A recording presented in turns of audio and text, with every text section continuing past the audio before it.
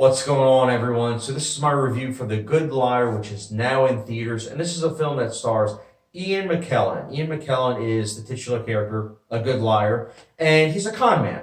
Now, him being a con man, he's one of the best. He always knows how to get his mark, and recently he set his sights on Helen Mirren's character, who's recently widowed.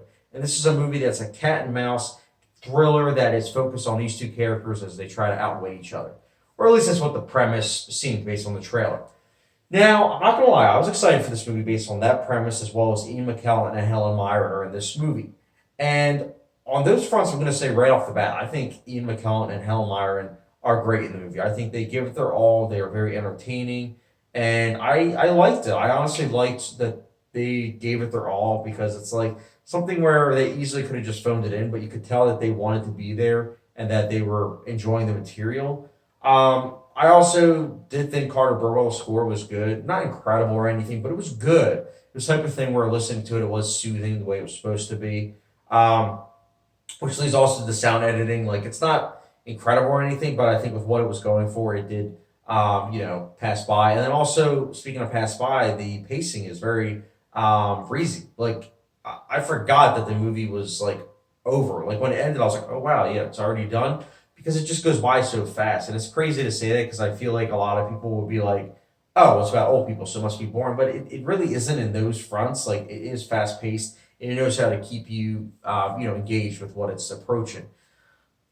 That being said, it keeps you entertained, but it's like on a trashy front because I'm not gonna lie, this movie's not good.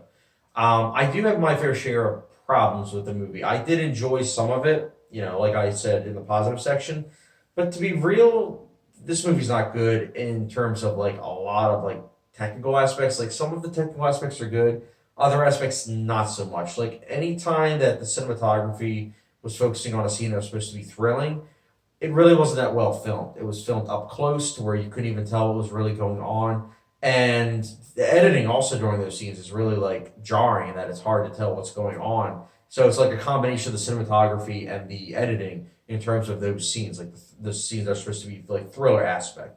Also, I really think that the twists and turns, especially in the final act, really kind of felt forced, and not only just forced, but also just kind of like been there, done that. Like, I'm not gonna lie, like pretty much everything that happened in this movie, I saw coming a mile away because this movie isn't anything new, and I know for some people that's not really gonna matter because if you don't really watch so many movies, you're gonna watch this movie and you'll be blown away. Probably, you'll think it's really good stuff. If you see many movies though, you might enjoy it on a surface level. But for me personally, I think that's just it. Like I think that it's a movie that while you're watching it, it's like, yeah, it's not terrible. Like I could find worse, but it's also the type of thing where it's like if you have a choice, you can see much better movies in the thriller genre than this. And it all comes down to the writing.